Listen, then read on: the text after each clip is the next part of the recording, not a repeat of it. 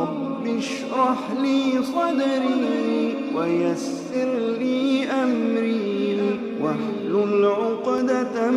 من لساني يفقه قولي۔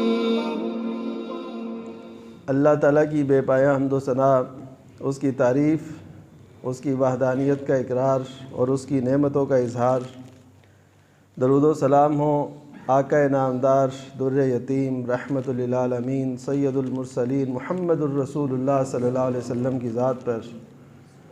اور اللہ کی رحمتیں نازل ہوں صحابہ کرام پر، تابعین پر، ائمہ دین، فقہاء کرام، مجاہدین اسلام اور اولیاء اعظام پر۔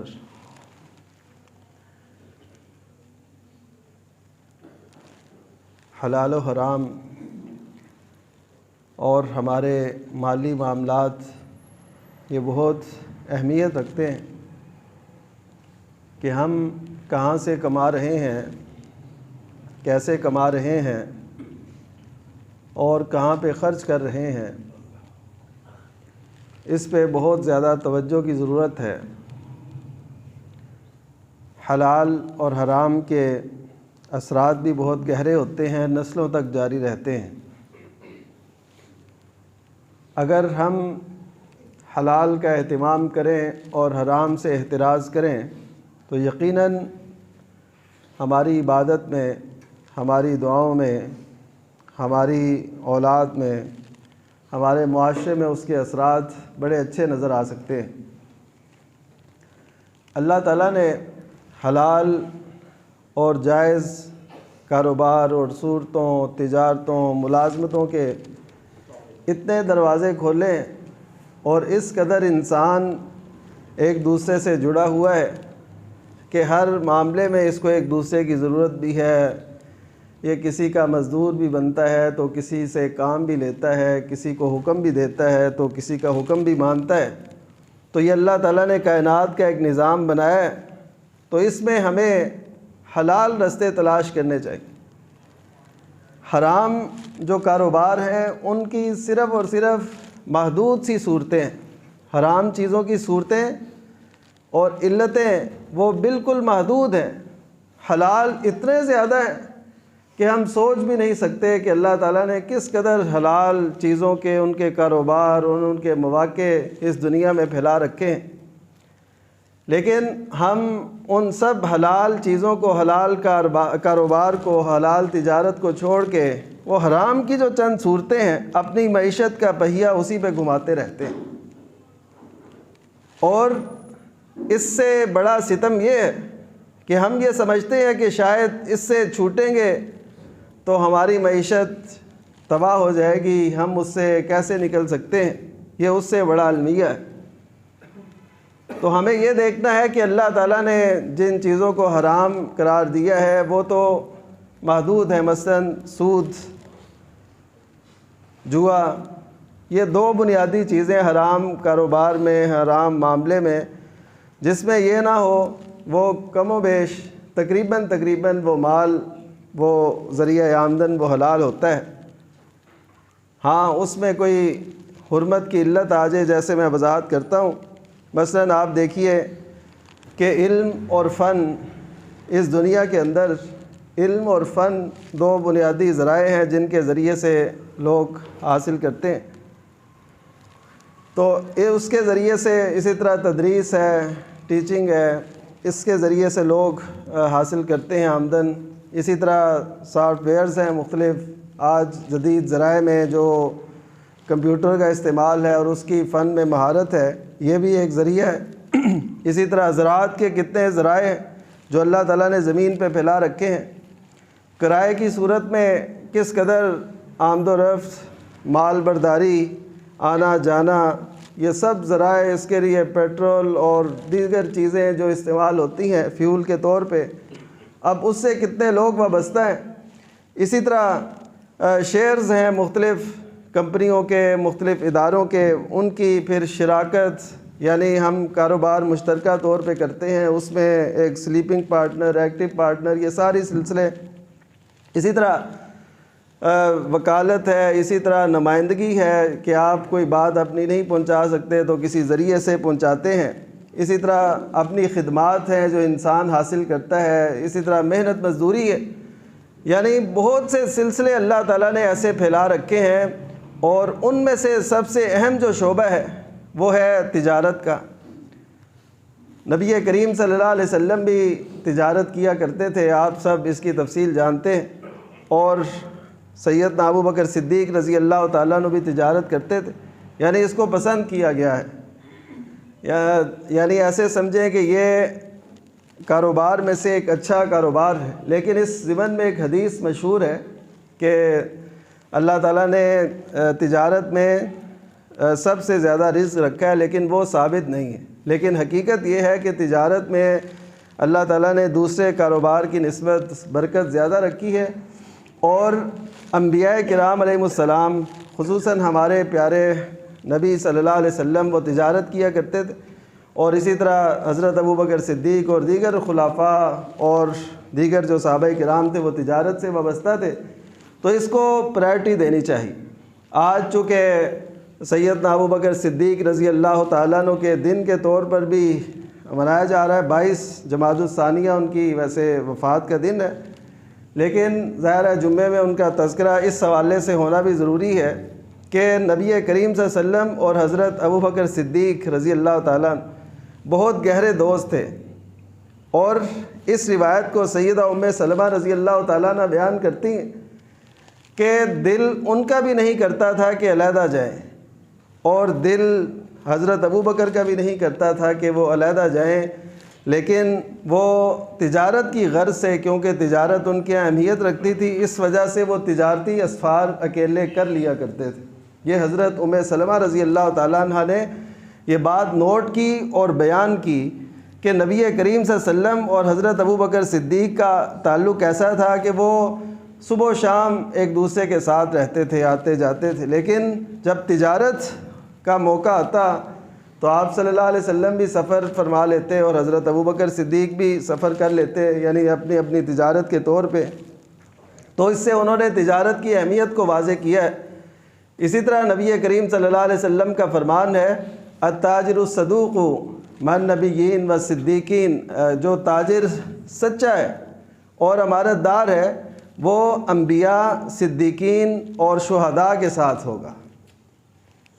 یعنی سچا بھی ہو اور امانت دار بھی ہو۔ جس کا اس معاشرے کے اندر فقدان ہے، وہ بہت کم لوگ ملتے ہیں جو صحیح بات کر کے اور صحیح امانت اور دیانت سے اپنی ذمہ داری سے عہدہ برا ہو رہے ہوں۔ تو یہ آپ صلی اللہ علیہ وسلم نے کیوں فرمایا؟ اللہ تعالیٰ نے دیکھیے نبی کریم صلی اللہ علیہ وسلم کی رفاقت میں جس ہستی کو دیا وہ سیدنا ابو بکر صدیق تھے، اور انتہائی سچے کہ ان کے نام کے ساتھ صدیق کا لفظ اللہ تعالیٰ نے لگوا دیا۔ یعنی یہ تو نہیں میں کہتا کہ اللہ تعالیٰ نے حکم بھیجا کہ آپ کے ساتھ صدیق کا لقب لگے، لیکن اب ہر شخص کی زبان پہ جب بھی ابو بکر کا نام آتا ہے تو صدیق کا لقب ساتھ آ ہی جاتا ہے۔ تو یہ اللہ تعالیٰ کے فیصلے ہوتے ہیں، اور اللہ تعالیٰ ایسے کرواتا ہے۔ جیسے حضرت علی رضی اللہ تعالیٰ عنہ کا نام آئے تو ان میں شجاعت کی جھلک اور اس کی حیثیت وہ واضح ہوتی ہے، تو اسی طرح اللہ تعالیٰ نے سیدنا ابو بکر صدیق کے ساتھ یہ صفت کو جوڑ دیا۔ وہ اتنے سچے اور کھرے انسان تھے اور اتنے سچے تھے، اور انہوں نے جو تجارت کی وہ بھی بہت اہمیت کی حامل ہے۔ تو ہم اللہ تعالیٰ سے دعا کرتے ہیں اللہ تعالیٰ ان پہ کروڑوں رحمتیں نازل فرمائے، اور اللہ تعالیٰ ہمیں بھی ان کی طرح اپنی زندگی گزارنے کی توفیق بخشے اور ان کا ساتھ نصیب فرمائے۔ تو جہاں تک بات ہے کہ جتنے بھی کاروبار ہیں، یہ بات ذہن میں رکھیے، ہم ذرائع آمدن جو جائز ہیں وہ جتنے بھی ہوں، جس میں حرام ظاہر نظر نہیں آ رہا، لیکن اگر اس کے ساتھ کوئی حرمت والی چیز یعنی حرام کردہ چیز مل جاتی ہے تو اس کا مطلب ہے وہ اب حرام ہو گیا ہے۔ مثلا کمپیوٹر پہ بیٹھ کے کام کرنا، اپنے فن کا اظہار کرنا، یہ کوئی ناجائز نہیں ہے، لیکن اگر اس سے کوئی ایسا کام لیا جائے جو ناجائز ہے تو پھر یہ کام حرام ہو جائے گا۔ بذات خود حرام نہیں ہے، اس وجہ سے حرام ہے جس کی وجہ سے یہ کیا گیا۔ مجھ سے پچھلے دنوں ایک شخص نے پوچھا، وہ مجبور تھا، وہ کہنے لگا کہ میری بیٹی ہے تو اسے ایک آفر ہوئی ہے، ہم جس گھر میں کرائے پہ رہتے ہیں تو انہوں نے کہا کہ آپ نے بس کچھ نہیں کرنا، اپنے گھر میں رہنا ہے، نقاب اوڑھ کے بیٹھنا ہے، لیکن صرف چیٹنگ کرنی ہے، بات کرنی ہے۔ وہ کسی بھی قسم کی بات ہو، انہوں نے پوچھا بات کیا،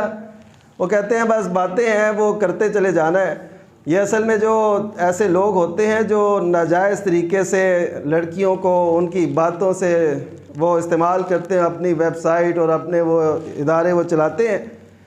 تو نیٹ پہ مصروفیت کی وجہ سے ان کو آمدن ملتی ہے یوٹیوب یا اس قسم کے ذرائع سے، تو اس وجہ سے وہ اب یہ کر رہے ہیں۔ تو اس سے یہ پتہ چلا کہ اگر ایک جائز کام بھی ہو لیکن اس کی کوئی شک ایسی ہے، کوئی صورت ایسی ہے جو ناجائز ہے، تو وہ پھر حرام ہو جائے گا۔ یعنی عورت کو یہ اجازت نہیں ہے کہ وہ غیر مردوں کے ساتھ تنہائی میں ایسی کوئی بھی بات کرے، تو اس وجہ سے وہ حرام ہو جاتی ہے۔ اسی طرح حرام کی آمیزش میں جیسے ایسی بات بھی ہے، آپ بالکل ایک جائز کاروبار پہ بیٹھے ہیں، بالکل جائز ہے، آپ بڑے امین ہیں، آپ سچ بولتے ہیں، آپ دھوکہ نہیں دیتے، لیکن نماز کے وقت آپ اٹھ کے نہیں آتے، تو یہ اس دورانیے میں مثلاً جمعے کے وقت آپ اٹھ کے نہیں آتے، تو اس دورانیے میں جو آپ نے کام کیا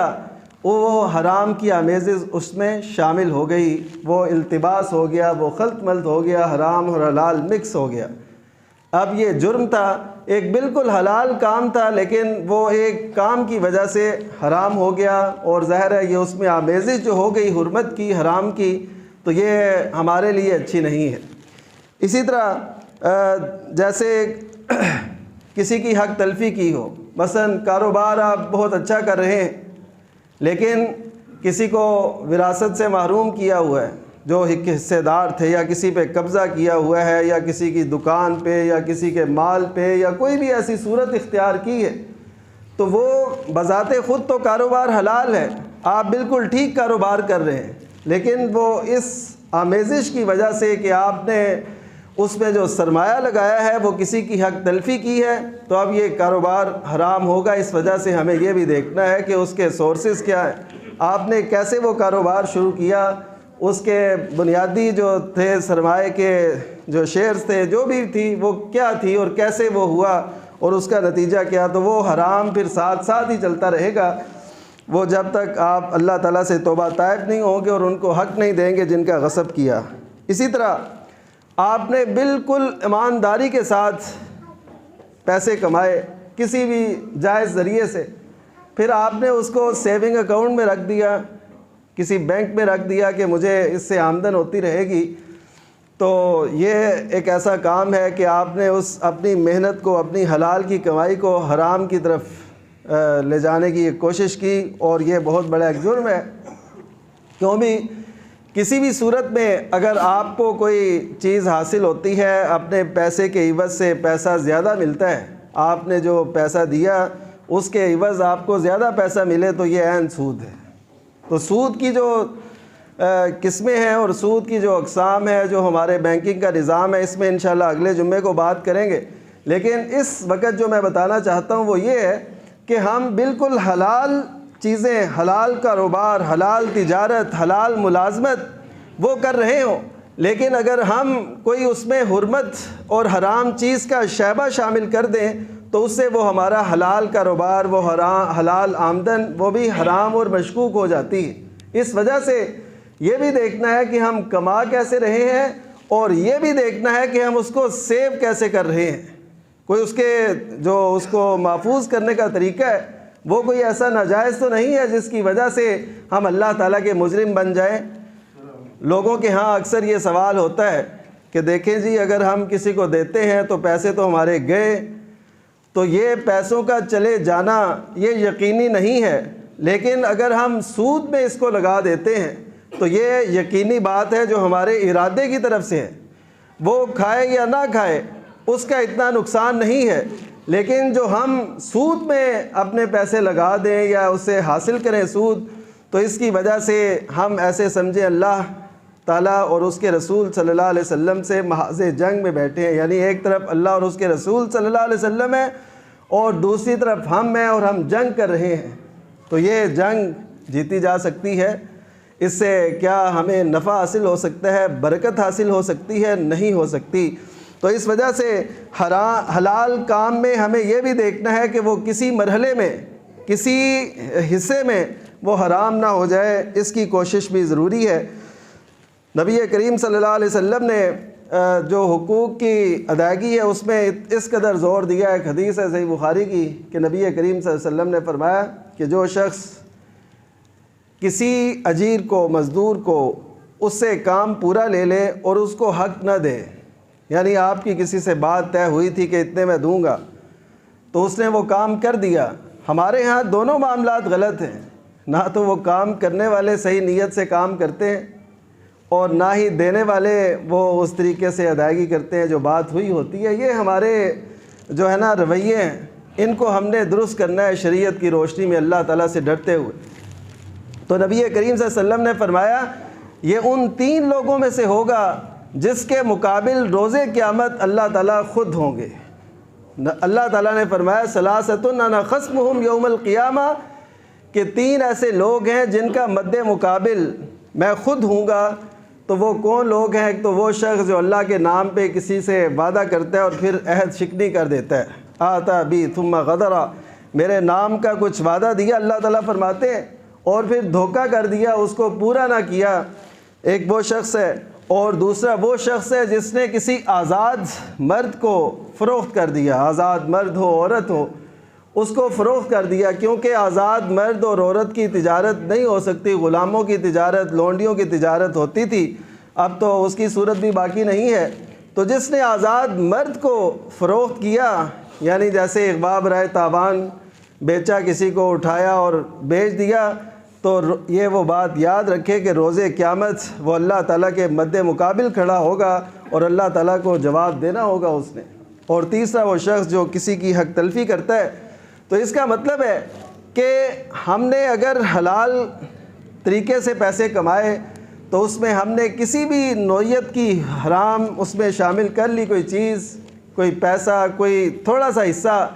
تو ایسے سمجھیں آپ کا وہ مال جو ہے سارا مشکوک بن گیا۔ اسی طرح اگر ہم حلال طریقے سے کماتے ہیں لیکن ہم اللہ کا حق ادا نہیں کرتے، یعنی زکوٰۃ نہیں دیتے، تو یہ بھی وہ مال جو ہے وہ پاک نہیں ہوتا، کیونکہ زکوٰۃ کا مطلب ہی ہے مال کی پاکیزگی، مال کو پاک کرنا۔ تو جس مال میں سے آپ نے حصہ اللہ تعالیٰ کو نہیں دیا، اللہ تعالیٰ کو دینے کا مطلب کہ جس مصارف میں اس نے فرمایا اس میں آپ نے خرچ نہیں کیا، تو وہ مال آپ کے لیے وبال جان ہے، اور وہ مال باقی بھی سارا جو ہے وہ مشکوک رہے گا جب تک آپ اس کی زکوٰۃ ادا نہیں کریں گے۔ تو اس سے پتہ چلا کہ حلال اتنے زیادہ کاروبار ہیں، اتنی تجارتیں، ملازمتیں، اس سب کچھ کے باوجود اگر ہم اس بات کا خیال نہیں رکھتے کہ کسی بھی مرحلے میں وہ حرام نہ ہو جائے یا اس میں حرام کی آمیزش نہ ہو جائے، اگر اس کا خیال نہیں رکھتے تو وہ سارے جو ہمارا سرمایہ ہے وہ مشکوک اور حرام ٹھہر جاتا ہے۔ تو اس وجہ سے ہمیں اس بات کا بھی خیال رکھنا ہے کہ کوئی بھی ہمارا مال، کوئی بھی ہمارا ذریعہ، کوئی بھی ہمارا مرحلہ کاروبار کا اس میں حرام شامل نہ ہو۔ اسی طرح اگر دھوکہ کیا جائے تو اس سے بھی مال جو ہے وہ حرام ہو جاتا ہے۔ مثلا دھوکہ کیا ہے کہ بتانا کچھ، دینا کچھ، مقدار میں فرق، تعداد میں فرق، اور پھر اس کے معیار میں فرق۔ آپ کہتے ہیں مثلا یہ چیز باہر کی ہے تو وہ دیتے آپ پاکستانی ہیں، یا بالفرض کے الٹ بھی ہو سکتا ہے، کئی پاکستانی چیزیں الحمدللہ بہت اچھی ہیں تو وہ باہر کی کر کے، یا کسی بھی صورت میں آپ زبان سے کوئی بھی بات کرتے ہیں، دھوکہ دیتے ہیں، تو اس کی وجہ سے آپ کا بالکل وہ کاروبار جو ہے وہ جھوٹ کی آمیزش کی وجہ سے وہ حرام اس میں شامل ہو گیا۔ کوئی پروڈکٹ تیار کر رہے ہوں، آپ کوئی ڈبہ کسی ڈبے کے مطابق بنائیں، یعنی آپ کی کوئی فرم ہے، آپ کسی مشہور فرم کا ڈبہ بنا لیتے ہیں، اور جو اس میں جس حصے میں بھی شریک ہوگا، آپ شاپنگ بیگ بناتے ہیں، آپ ڈبے بناتے ہیں، جو بھی کام جس بھی سطح پہ ہو، تو وہ اگر آپ ایسا کچھ کرتے ہیں تو آپ یہ ایسے سمجھیں وہ تیاری کر رہے ہیں اپنے جو ہے نا اپنے حلال کاروبار کو حرام کرنے کی۔ تو ایسی کوئی بھی صورت کسی بھی سطح پہ وہ جائز نہیں ہے۔ نبی کریم صلی اللہ علیہ وسلم نے ایک دفعہ آپ ریاست کے سربراہ تھے، تو آپ جائزہ لیتے تھے کہ لوگ کیا کیا کر رہے ہیں۔ نبی کریم صلی اللہ علیہ وسلم کے دور میں جتنی بیوع تھیں، جتنی تجارتیں تھیں جن میں دھوکہ تھا، وہ سب نبی کریم صلی اللہ علیہ وسلم نے ایک ایک کا نام لے کے، اب میں اگر اس کی تفصیل بیان کروں تو اس کے لیے وقت درکار ہے۔ اس میں بیع مزابنہ تھی، بیع محاکلہ تھی، بیع عرایہ تھی، اور اس قسم کی بہت سی بیوع تھی جن کا لب لباب یہی ہے کہ سب دھوکے پہ مبنی تھی۔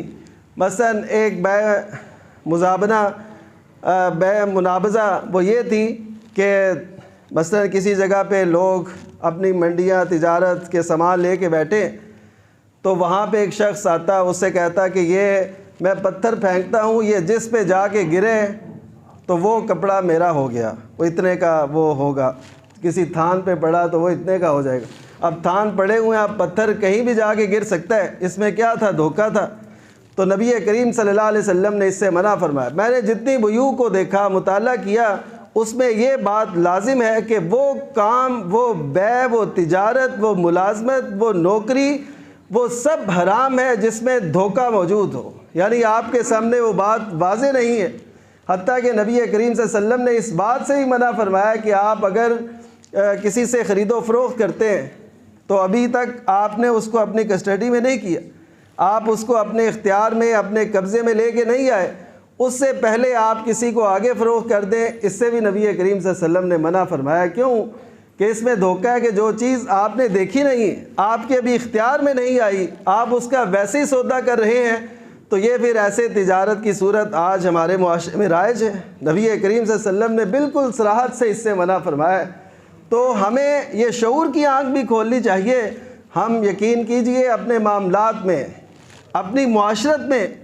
ایسے زندگی بسر کر رہے ہیں کہ جیسے ہمیں کسی نے کوئی پابند ہی نہ کیا ہو۔ میرے دوستو، ہم اللہ اور اس کے رسول کے پابند ہیں۔ ہم نے ایک عہد کیا ہے، لا الہ الا اللہ محمد الرسول اللہ، یہ ایک عہد ہے۔ تو اس عہد کی پاسداری ہمارے ایک ایک معاملے میں ہونی چاہیے، اور جو ہماری معیشت ہے، جو ہماری زندگی کا پہیہ چلانے کے لیے، اس میں ہم اتنے آزاد ہو گئے کہ ہم نے نہ اللہ تعالیٰ کے حکم کی پرواہ کی، نہ نبی کریم صلی اللہ علیہ وسلم کے بتائے ہوئے طریقوں کی پرواہ کی۔ تو ان میں جو بھی چیزیں ہمیں حرمت کی طرف لے جائیں، تو وہ حرام کی طرف لے جائیں، تو وہ ہمارے لیے ناجائز ہوتی ہیں۔ جیسے مثلا کوئی ذمہ، آپ کہیں پہ ملازم ہیں، آپ کے ذمہ ایک کام لگا ہے، تو آپ وہ اگر اپنی امانت اور دیانت سے نہیں کرتے، تو اگرچہ آپ تنخواہ وہاں سے پوری لے رہے ہیں، لیکن آپ نے اس میں حرام کی آمیزش کر لی،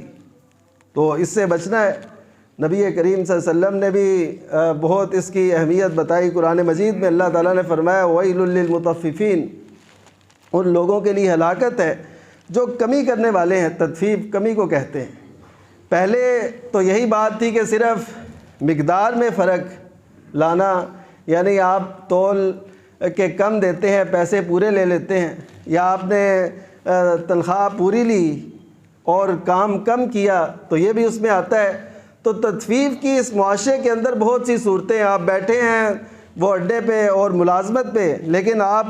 وہ کام پورا نہیں کر رہے، اپنے فن کا مظاہرہ نہیں کر رہے، اپنی صلاحیت کو صرف نہیں کر رہے، صرف وقت پورا کر رہے۔ کل ہی ایک ہمارے دوست ہیں پروفیسر ایم اے کالج میں، تو ان سے بات ہوئی، وہ کہنے لگے بس یہاں تو ایسا ہے کہ یعنی یہ نوکری جو ہے سرکاری، یہ بھی یعنی قسمتوں سے ہی ملتی ہے، اور اس میں پھر موجیں بڑی ہوتی ہیں۔ وہ موجیں یہی ہوتی ہیں کہ وہ وقت، صلاحیت وہ پورے طریقے سے صرف نہیں کی جاتی۔ تو پتہ یہ چلا کہ ہم اگر بالکل حلال کام بھی کر رہے ہوں، اس میں ہم کسی کی حق تلفی کریں، اپنی صلاحیت کو صرف نہ کریں، تو یہ چیزیں ہمارے لیے حرام کی طرف ہمیں لے جاتی ہیں۔ تو میں بس وہ حدیث آپ سے عرض کر رہا تھا کہ نبی کریم صلی اللہ علیہ وسلم تشریف لے گئے منڈی میں، تو آپ نے ایک اناج کے اندر اپنا ہاتھ ڈالا، اپنا مبارک ہاتھ، تو اوپر سے دانے خشک تھے، اندر سے بھیگے ہوئے تھے۔ تو نبی کریم صلی اللہ علیہ وسلم نے فوراً اس صاحب سے جس کا وہ تھا اناج، اس سے پوچھا کہ ما ھذا یا صاحب الطعام، اے اس اناج کے مالک یہ کیا ہے؟ وہ کہنے لگے رات بارش ہوئی تھی تو دانے اوپر جو تھے وہ بھیگ گئے، تو میں نے نیچے سے اوپر کر دیے، اور اوپر والے ظاہر ہے نیچے ہو گئے، اب خشک جو ہے اوپر اور اندر سے گیلے۔ مجھے بتائیے کہ ان دانوں میں اور ان دانوں میں کوئی خاص فرق تو نہیں ہوگا، معمولی سا ہی فرق ہوگا نا، کوئی اتنا بڑا فرق نہیں، کوئی ایسا دھوکہ نہیں۔ تو اس موقع پہ کائنات کے امام محمد الرسول اللہ صلی اللہ علیہ وسلم نے یہ ارشاد فرمایا تھا کہ من غشنا فلیس منا، کہ جس نے ہمیں دھوکہ دیا کسی بھی معاملے میں، یہ ایک جامع لفظ ہے جس میں تعداد بھی آتی ہے، مقدار بھی آتی ہے، معیار بھی آتا ہے، اور جو ہماری آج کل کی جو باتیں ہیں وہ سب کچھ آتی ہیں۔ کسی بھی نوعیت کا دھوکہ اگر ہوگا تو وہ آپ سمجھیں اپنی حلال بیع، حلال ملازمت، حلال تجارت کے اندر آپ حرام کی آمیزش کر رہے ہیں۔ تو اللہ تعالی ہمیں ساری ایسی صورتوں سے محفوظ فرمائے، اور سیدنا ابو بکر صدیق رضی اللہ تعالیٰ عنہ جیسے تاجر بننے کی اور سچے انسان بننے کی اللہ تعالی ہمیں توفیق بخشے۔ وآخر دعوانا الحمدللہ رب العالمین۔ رب اشرح لي صدري ويسر لي أمري واحلل عقدة من لساني يفقه قولي